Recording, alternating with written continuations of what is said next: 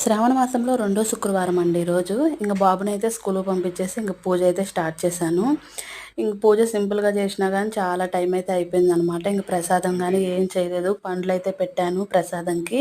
చేద్దామని అనుకుంటే కుదరలేదు. వీలవ్వలేదనమాట. లేట్ అయిపోయింది అప్పటికే. ఇంక పూజ అయితే సింపుల్‌గా జరుపుకున్నా గానీ చక్కగా అయితే చేసుకున్నానండి. చాలా మంచిగా ప్రశాంతంగా అనిపిస్తుంది. శ్రావణ మాసం రెండో శుక్రవారం అండి ఈరోజు.